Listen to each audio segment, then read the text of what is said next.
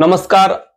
YouTube channel मध्ये ज्याचं नाव आहे मॅथ लर्निंग पॉइंट आणि रायझिंग स्टार इंग्लिश स्कूल. तर आज आपण या ठिकाणी ग्रामर विषयी जे काही टॉपिक आहे तो शिकणार आहोत. मागच्या व्हिडिओमध्ये आपण बघितलं होतं सिंपल प्रेझेंट टेन्स. मग आता सिंपल प्रेझेंट टेन्स मध्ये आपण काही पॉझिटिव्ह निगेटिव्ह वाक्य बघितले, पण आता आपल्याला जो काही सिंपल प्रेझेंट टेन्स आहे या सिंपल प्रेझेंट टेन्स मधील आपल्याला जो काही वाक्य आहे ते वाक्य थोडेसे वेगळे बघायचे. म्हणजेच कोणते वाक्य बघायचे आपल्याला,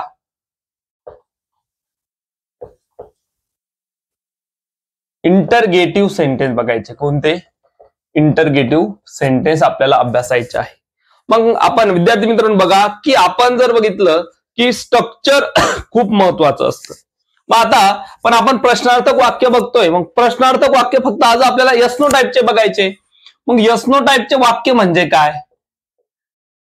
यस नो टाईप म्हणजे काय पहिले ते खूप महत्वाचं आहे. यस नो टाईप म्हणजे ज्याचं उत्तर यस किंवा नो मध्ये येतं. मग यस किंवा नो मध्ये येणारं उत्तर जे असेल त्याला आपण यस नो टाईप म्हणतो. मग उदाहरणार्थ आपल्याला याचा फॉर्म्युला जर बघायचा तर डू आणि डज हे या ठिकाणी सहाय्यकारी क्रियापद आहे. काय? सहाय्यकारी, हेल्पिंग वर्ब आहे. त्यानंतर आपल्याला सब्जेक्ट वापरावा लागेल. त्यानंतर क्रियापदाचं पहिलं रूप आणि ऑब्जेक्ट आणि नंतर क्वेश्चन मार्क. क्वेश्चन मार्क हा या ठिकाणी मी लिहून दिला, स्ट्रक्चर मध्ये नसतो पण आपल्याला लक्षात ठेवण्यासाठी आपण तो दिलेला आहे. मग आता याच्यानुसार आपल्याला वाक्य बनवायचे. मग वाक्य बनवत असताना आपल्याला काय करावं लागेल? एखाद्याला प्रश्न विचारतोय पण त्याचं उत्तर आपल्याला यस किंवा नो मध्येच येणार आहे. कारण की जेही प्रश्न बघा आपण म्हणू शकतो जे प्रश्न विचारल्यानंतर उत्तर हे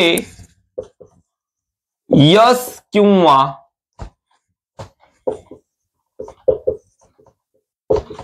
नो मध्ये येते. आता आपण क्वेश्चन विचारायचे आपल्याला, पण कोणते विचारायचे? की एखादा प्रश्न मी विचारतोय आणि तो प्रश्न विचारल्यानंतर त्याचं उत्तर हे यस किंवा नो मध्येच येणार आहे. मग असे प्रश्न आपल्याला या ठिकाणी आज अभ्यासायचे आहे. मग हे प्रश्न कोणते तर ते आपण बघूया. आता मी या ठिकाणी आपणापुढे एक स्ट्रक्चरही लिहून दिलं, do does plus yes plus V1 plus object. मग आता यातून वाक्य कोणते बनवून, मग आपण समजा एखादा वर्ब घेतला, मी वर्ब घेतला राईट. राईट म्हणजे लिहिणे, हा वर्ब आहे माझ्याकडे. राईट म्हणजे लिहिणे. आता मी तुम्हाला नेहमी सांगत आलोय वर्ब आपल्याला जास्तीत जास्त कसं पाठ करता येईल ते आपल्याला बघायचंय. मग आता राईट म्हणजे लिहिणे. मग आता या ठिकाणी समजा वाक्य घेतलं, जसं की मी तुम्हाला सांगितलं होतं आय, जे काही मी दिलं होतं तुम्हाला, I, we, you, he, she, it आणि दे हे जे पर्सनल प्रोनाउन दिले होते याच्यापासून आपण सुरुवात अगोदर पर्सनल प्रोनाउन वापरून वाक्य तयार करू.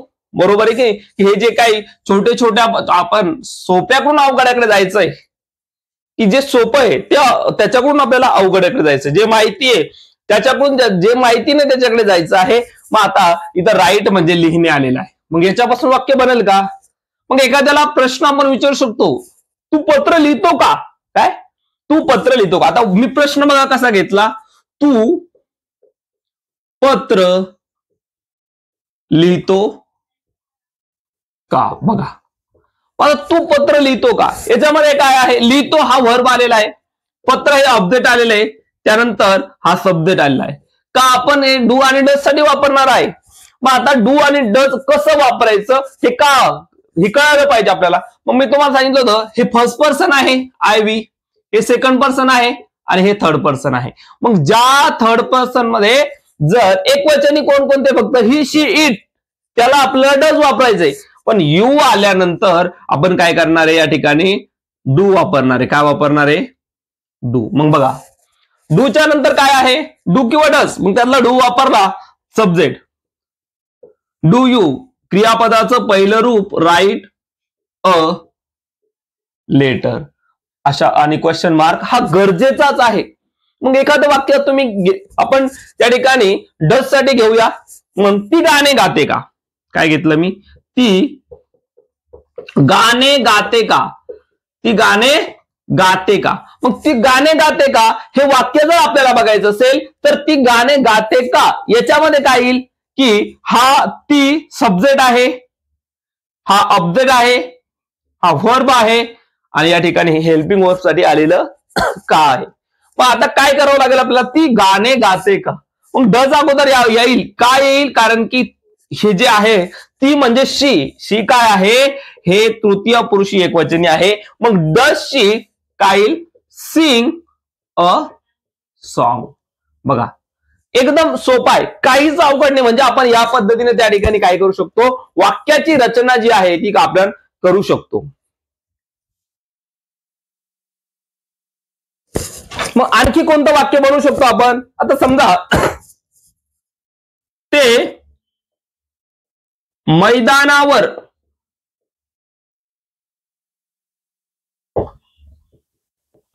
खेळतात का. आता ते मैदानावर खेळतात का. पण ते मैदानावर खेळतात का म्हटल्यानंतर काय येईल? डू आणि डज काय वापरावं लागेल सांगा बरं. काय वापरावं लागेल आपल्याला? डू वापरावं लागेल की डज? थोडासा विचार करा. कारण की ते आहे ते म्हणजे काय असतं? दे. ते म्हणजे काय असतं? दे. मग दे हा काय थर्ड पर्सन आहे, पण थर्ड पर्सन मधला प्लुरल आहे. प्लुरल साठी आपण डज वापरत नाही. राहिला विषय म्हणजे डू दे. Do they. आता इथं खेळतात घेतलं आपण, पहिले राईट घेतलं होतं, पण आता इथं खेळतात म्हणल्यानंतर काय? Do they play on ground. अशा पद्धतीने आपण वाक्य बनवू शकतो. आणि हे वाक्य अतिशय सोपे आहे. म्हणजेच आपल्याला आपल्यासोबत आपल्या या चॅनल सोबत आपल्याला इंग्रजी एवढ्या फास्ट पद्धतीने शिकायची. मराठीतून आपण का शिकतोय की मराठीतून आपल्याला सोपं जायचंय, बरोबर की नाही. तर आपण आता व्हॉट बघूया. काय की सिंपल मध्ये व्हॉट म्हणजे काय. मग याच्यापासून वाक्य आता पहिले जे होते ते यस नो टाईप होते. कोणते होते? Yes no type. पण आता यस नो टाईप नाहीये. काय आता यस नो टाईप आहे का? WH हा वर्ड्स आला एखाद्या प्रश्नाच्या समोर की समजायचं की आपल्याला एक्सप्लेन करावं लागेल. काय याला यस किंवा नो म्हणून चालणार नाही. याला आपल्याला सांगावं लागेल, एक्सप्लेन करावं लागेल आणि मग ते वाक्य तयार होईल. मग आता याचे वाक्य कसे बनतील? व्हॉट. मग व्हॉट प्लस या ठिकाणी जो काही व्हॉट असेल तो व्हॉट त्याच्यानंतर आपल्याला बघायचंय की काय येतो? डू आणि डज येतो. काय येतो? डू आणि डज. मग व्हॉट डू यू डू असा वापरू शकतो. मग याच पद्धतीने पुन्हा यस येतो आणि क्रियापदाचं पहिलं रूप क्वेश्चन मार्क आपण घेऊ शकतो. आता नंतर जर तुम्ही ऑब्जेक्ट ऍड करत असेल तर तेही सांगणार आहेत मी पुढे. मग आता समजा व्हॉट म्हणजे काय. मग आता वाक्य कसं येईल? तू काय करतो. बघा सोपं घेतलं मी अगोदर. तू काय करतो. We want to learn from simple to hard, not hard to simple. आपल्याला सोप्याकडून अवघडाकडे जायचंय. अगोदर सांगतो वाक्यच आपलं ते आहे की सोप्याकडून अवघडाकडे. मग तू काय करतो. मग तू काय करतो म्हणजे काय की याच पद्धतीने तू काय करतो हा आला सब्जेक्ट. काय व्हॉट हा वर्ड्स म्हणजे त्या ठिकाणी WH चा वर्ड्स आला. त्यानंतर करतो म्हणजे V1 आलं, बरोबर आहे. क्रियापद आलं. मग आता याच पद्धतीने घेतल्यानंतर बघा काय येईल मग? व्हॉट.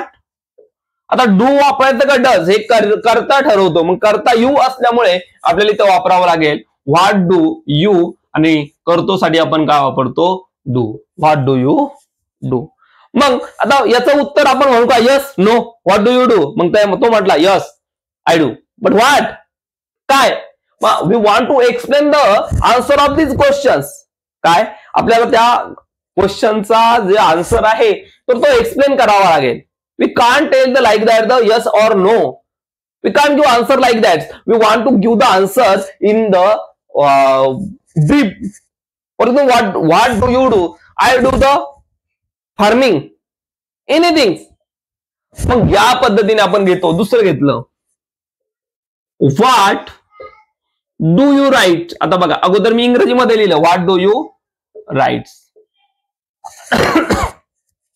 मग व्हॉट डू यू राईट म्हटल्यानंतर काय की यामध्ये काय आहे? What do you right. 4 शब्दामध्ये तू काय लिहितो. बरोबर आहे की नाही? तू काय लिहितो असंच येणार आहे. मग या ठिकाणी तू काय लिहितो बघा, तू काय लिहितो क्वेश्चन मार्क नेसेसरी आहे. मग आता एखाद्याला विचारलं what do you write, you can say like that the yes, no, no, it's not sufficient, it's answer not sufficient. You want to give answer in a brief. What do you write? Sir, I write a letter. Sir, I write a lesson. Sir, I write a homework. Sir, I write a poem, etc. But if you want to give that answer in a words, not the yes or no. In one sentence, we want to give the answer. Yes, I write. But what? Poem. What? Lessons. मग आता या पद्धतीने आपल्याला बघायचं आहे. मग कसं शिकायचं, तर आपण खूप सोप्या पद्धतीतून तुम्हाला मी अवघड देतोय. मग आता एखाद्या वेळेस असं आलं की आज काय लिहिते, बघा याच्यामध्ये आपण एक शब्द वाढवला आणि एक शब्द चेंज केला. आज वाढवला आणि ती यूच्या जागेवर शी घेतलं. बरोबर आहे. ती आज काय लिहिते, मला काय माहिती काय लिहिते, बरोबर आहे की नाही? पण ती आज काय लिहिते हे वाक्य बनवायचं आपल्याला. मग या ठिकाणी काय येईल अगोदर, व्हाट तर माहीतच आहे तुम्हाला, व्हाट येणारच आहे. पण क्रियापद हे सॉरी सब्जेक्ट हा ती असल्या कारणाने त्या ठिकाणी काय येणार आहे, शी येणार आहे. काय येणार आहे, पण काय चुकलं बघा बरं इथं. मग आपल्याला अगोदर व्हाटच्या नंतर काय सांगितलेलं आहे त्यांनी, डू आणि डज. मग आपल्याला इथं काय वापरावं लागेल, अगोदर व्हाट डज, नंतर येईल शी right at today. At today. What does she write at today? मग आपण असं म्हणू शकतो, yes, she write today. But what? We want to give the answer. No, she does not write today. It's not sufficient. We want to give the answer in words, in sentence. मग काय येईल, what does she write today? She write today poem. She write a poem at today. She write a letter at today. She write a lesson at today, etc. मग अशा पद्धतीने आपण हे वाक्य sentence बनवू शकतो. मग तुम्ही या ठिकाणी वाक्य बनवून बघा कोणकोणत्या पद्धतीने वाक्य बनतात आणि त्यानंतर आपण लगेचच या ठिकाणी व्हेन बघणार आहोत. काय व्हेन, मग व्हेनचे वाक्य कसे तयार होतात बघा. इंग्रजी ही एकदम सोपी भाषा आहे. We want to learn that, आपल्याला शिकायचे आहे. But some student is a fear to the English. काहींना इंग्रजीची भीती वाटते, इंग्रजी म्हटली हे घाबरतात. पण आपण आपल्या या चॅनल मार्फत तुम्हाला इंग्रजी ही मराठीतून का घेतली, तर मराठीतून इंग्रजी जर शिकलो, आपल्याला एखाद्यानं प्रश्न जर विचारला तर आपल्या मनामध्ये त्याचं उत्तर तयार झालं पाहिजे. उदाहरणार्थ समजा एखादा म्हटला तू आज काय लिहितो, बरोबर आहे की नाही, तर ते आपल्या मनामध्ये तयार झालं पाहिजे. म्हणून या ठिकाणी आपण इंग्रजी प्लस मराठी घेतो. तू आज काय बघतो, तू आज काय वाचतो हे आपल्याला कळालं पाहिजे. What do you read at today हेच आपल्याला कळालं पाहिजे. तू कुठे जातो, तू कसा राहतो, हे सगळे वाक्य आपल्याला बघायचे आहे. तू कशासाठी शाळेत येतो, तू कोणत्या हेतूने शाळेत येतो, तू किती वेळ अभ्यास करतो, हे सर्व वाक्य आपण आपल्या व्हिडिओच्या माध्यमातून बघतोय. हे बघा या पद्धतीने आपण लिहून घेऊ शकतो. लिहून घ्या.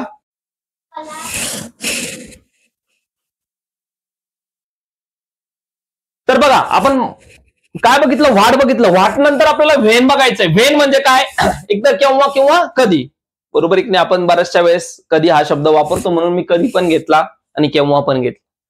मग आता यामध्ये याचंही स्ट्रक्चर आहे. मग व्हेन, आपण व्हेनच्या नंतर काय येईल, do does. When do oblique does plus yes plus V1 plus object. Question mark नेसेसरीच असतो, कारण की जेही या ठिकाणी आपल्याला इंटरगेटिव्ह सेंटेन्स आहे त्या इंटरगेटिव्ह सेंटेन्स साठी क्वेश्चन मार्क नेसेसरी असतो. मग उदाहरणार्थ आता व्हेन आपण बघतोय. व्हेन म्हणजे काय, केव्हा. व्हेन म्हणजे काय, केव्हा. मग वाक्य आपल्याला आपल्या डोक्यामध्ये मी अगोदरच तुम्हाला सांगितलं होतं, सिंपल प्रेझेंट टेन्स असेल ना तर शेवटी एकतर तो येतं, तात येतं किंवा ते येतं. या 3 शब्दाच्या व्यतिरिक्त येणार नाही. काय 3 शब्दाच्या व्यतिरिक्त येईल का, नाही. मग आपल्याला काय शिकायचं आहे, तर वाक्य अगोदर आयडेंटिफाय झालं पाहिजे. बघा मग वाक्य आयडेंटिफाय झालं पाहिजे म्हणजे काय, की समजा एखादं ती केव्हा गाणे गाते, बघा ती केव्हा गाणे गाते. आता इथं केव्हा आलेला आहे, पण मी काय सांगितलं की शेवटचा जो शब्द आहे तो लक्षात ठेवा. काय आलं, गाते. गायले आलं का, नाही. गाते आलं म्हटल्यानंतर तो सिंपल प्रेझेंट मधलाच आहे हे लक्षात ठेवायचंय. कारण की सिंपल पास्ट मध्ये गेलो तर तिने गाणे केव्हा गायले असं होईल. सिंपल फ्युचर मध्ये गेले ती गाणे केव्हा गाणार असं होईल. प्रेझेंट कंटिन्युअस मध्ये गेले तर ती गाणे केव्हा गात आहे असं होईल. तुम्ही तर त्या ठिकाणी पास्ट कंटिन्युअस मध्ये गेलं तर ती गाणे केव्हा गात होती असं होईल. त्यानंतर तुम्ही जर त्या ठिकाणी फ्युचर कंटिन्युअस फ्युचर मध्ये गेले तर तिथं होईल ती गाणे केव्हा गात असेल. पण इथं गाते आल्यामुळं वाक्य हा 100% आपल्याला माहिती पाहिजे की सिंपल प्रेझेंटचं आहे. मग जर सिंपल प्रेझेंटचं वाक्य असेल तर आपला फॉर्म्युला लक्षात ठेवायचे. मी सगळे फॉर्म्युले एका शॉर्ट मध्ये तुम्हाला दिले होते, ते फॉर्म्युले लर्न करा. आता मग व्हेन इथं काय वापरायचं आपल्याला, व्हेन. मग आता डू वापरायचं की डज हे कळायला पाहिजे. कारण की मी अगोदरही सांगितलं होतं डू आणि डज केव्हा वापरायचं. ज्यांना माहिती नसेल त्यांनी मागचा व्हिडिओ बघा, डू आणि डजचा आपण स्पेशली व्हिडिओ बनवलेला आहे. मग डू, व्हेन डज शी. आता बघा इथं काय करायचं आपल्याला, केव्हा आणि काय गाते, वर्ब कोणता आहे, गाते. मग काय when does she sing a song. Question mark necessary आहे, लक्षात ठेवायचंय. ज्यावेळेस आपण इंटरगेटिव्ह सेंटेन्स बनवतो प्रश्न चिन्ह आलंच पाहिजे.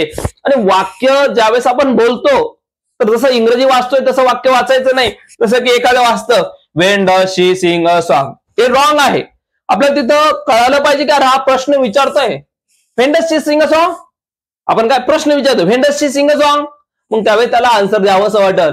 जर आपण विचारलं when does she sing a song, याला एक्सप्रेशनच नसतात, प्रश्न तयारच झाला नाही.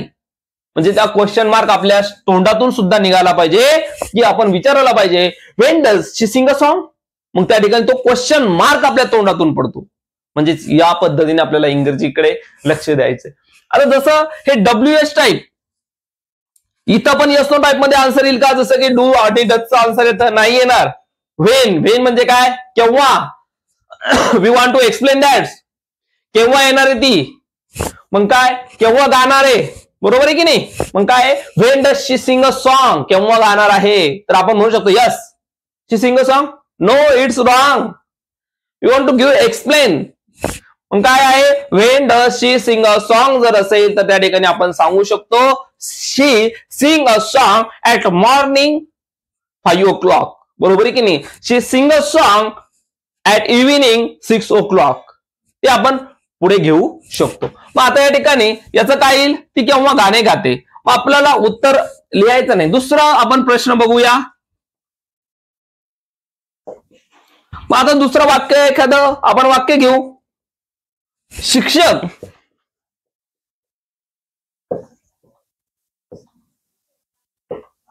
धडा केव्हा शिकवतात. बघा प्रश्न सोपा आहे. शिक्षक धडा केव्हा शिकवतात, बरोबर ना. कालावधी असेल ना काहीतरी शिकवण्यात, यस असं म्हणाल का मी, नो असं म्हणाल का, नाही म्हणणार. तर या ठिकाणी काय शिक्षक धडा केव्हा शिकवतात हे आपल्याला बघायचंय. मग या ठिकाणी एकतर उत्तर आपल्याला एक्सप्लेन करूनच द्यावं लागेल. टीचर शिकवतात म्हणजे आता उत्तर आपण सिंपल मध्ये देऊ ना. मग teacher teachers lesson at morning, सकाळी शिकवतात. आता टीचर शिक्षक शिकवतात म्हणजे अनेक शिक्षक घेतले तर आपण समजा शिक्षक धडा केव्हा शिकवतो, बरोबर आहे. पण आता शिकवतात अनेक वचन घेतलं मी इथं, मग काय येईल व्हेन डू, काय when do teacher, when do teacher teach a lesson. बघा एक चुकी कधीच करू नका, जी म्हणजे मी अगोदर तुम्हाला अगोदरच्या व्हिडिओमध्ये सांगितलं होतं की जे काही सफिक्स होते, काय सफिक्स इथं जॉईन करू नका. का? कारण की सफिक्स इंटरगेटिव्हला आणि निगेटिव्हला जॉईन होत नाही, कोणत्याच नाही. फक्त सफिक्स हे क्रियापदाला सिंपल प्रेझेंट टेन्स जे काही पॉझिटिव्ह सेंटेन्स आहेत त्याच्यासाठीच लागू होतात, बाकी कुठेही लागू होत नाही. म्हणजेच आपल्याला सफिक्स इथं जोडण्याची गरज आहे का? बघा, इथंही जोडला नाही, इथंही जोडला नाही, कारण की त्याची गरजच नाहीये. काय नाहीये? गरजच नाहीये. त्यानंतर 3 नंबरचं वाक्य घेऊया का आपण? काय की तो आता इथं शाळेत बघा, तो शाळेत केव्हा येतो. आता शाळेत केव्हा येतो, मग बरेचसे त्या ठिकाणी आपल्यामध्ये असतील बघणारे की असेंब्ली संपल्यानंतर, काय परिपाठ झाल्यानंतर आपण विचार करतो, we don't want to attend the assembly because there is a very critical thing, sir is punishing to us, sir asking tell your daily routine. बरोबर आहे की नाही? मग आता तो असेल कोणीतरी टायमावर जात असेल किंवा तो टायमावर येतो का, केव्हा येतो हे सांगायचंय. सकाळी 9 वाजता येत असेल, कोणी 8:55 येत असेल, शाळा जर 9 भरत असेल, शाळा 10 भरत असेल तर तो 9:55 येत असेल, कोणी 10:30 येत असेल. मग आता हे एक्सप्लेन करावं लागेल. मग आता तो शाळेत केव्हा येतो, याच्यामध्ये आपल्याला काय हा वर्ब आहे हे पण ओळखता आलं पाहिजे. मग केव्हा काय येईल? WH चा शब्द आहे, त्यानंतर शाळेत हा ऑब्जेक्ट आहे आणि हा सब्जेक्ट आहे. मग काय येईल सांगा बरं? व्हेन. आता इथं काय येईल? डज येईल का? कारण की तो आहे तो. When does he come in school. बघा, मग या पद्धतीने आपण बघतो काय की या पद्धतीने व्हेनचंही आपल्याला बघितलेलं आहे. त्यानंतर आता पुढचं जे आहे ते आपण व्हायचं बघणार आहोत. कोणतं? व्हाय. कोणतं बघायचं आपल्याला? व्हाय. आता हे झालं व्हेनचं, ज्याला स्क्रीनशॉट मारायचं असेल स्क्रीनशॉट मारून घ्या, लिहून घ्या. आता व्हाय म्हणजे काय? बरोबर आहे की नाही?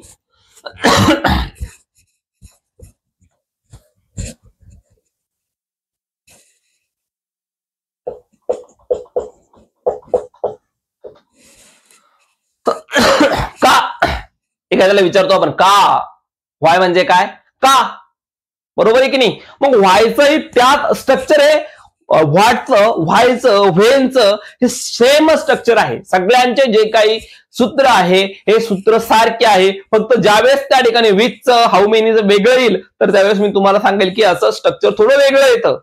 पण आता व्हाय म्हटल्यानंतर काय येईल? मग व्हाय प्लस डू ऑब्लिक डज, त्यानंतर सब्जेक्ट, त्यानंतर वर्ब वन आणि ऑब्जेक्ट क्वेश्चन मार्क. बघा, वाक्य बनवणे एवढं अवघड नाही, फक्त सोपं आहे. तुम्हाला त्या ठिकाणी शब्द पाठ करावे लागतील, वर्ब पाठ करावे लागतील. आता थोडासा वेगळा वर्ब घेऊ आपण. काय वेगळा वर्ब घेऊ? अनॉय.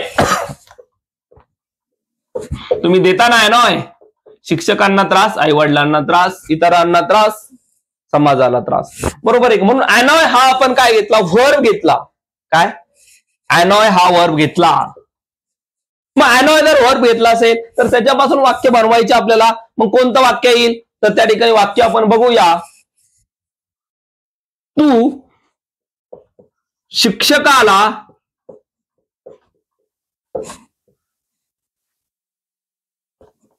त्रास देतो का? बघा, तू शिक्षकाला त्रास देतो का? मग आता का?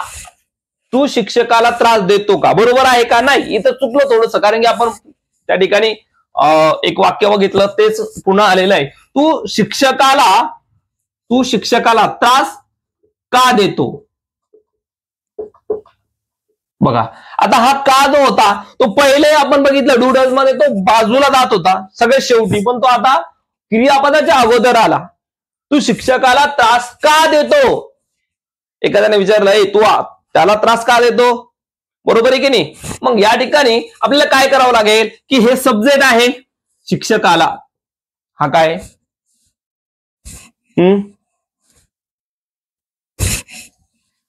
ऑब्जेक्ट आहे. बरोबर आहे की नाही?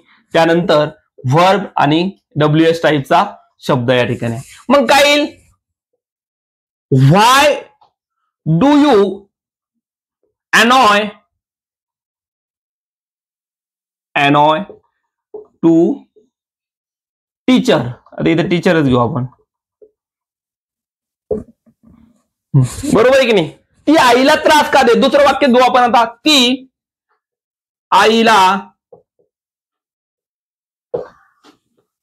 त्रास का देते. बघा, ती आईला त्रास का देते. मग आता इथं काय, इथं देते होतं पण त्रास देणे हा एकच वर्ब आहे म्हणून मी त्या ठिकाणी फक्त अनॉय घेतला. इथं पण तो त्रास देते, इथं पण एकच वर्ब घ्यायचा आपल्याला. तिथं गिव पण नाही, गिव घ्यायचा नाही. मग काय लिहितं, why does she annoy to mother. To mother या पद्धतीने आपण व्हायचेही शब्द बघू, व्हायचे वाक्य कसे बनवायचे हेही बघू शकतो. पण इंग्रजी म्हणजेच अवघड विषय नाही. आपल्याला फक्त त्या ठिकाणी त्याचा स्ट्रक्चर जर आपल्याला कळाला तर आपण इंग्रजी व्यवस्थितरित्या अभ्यासू शकतो.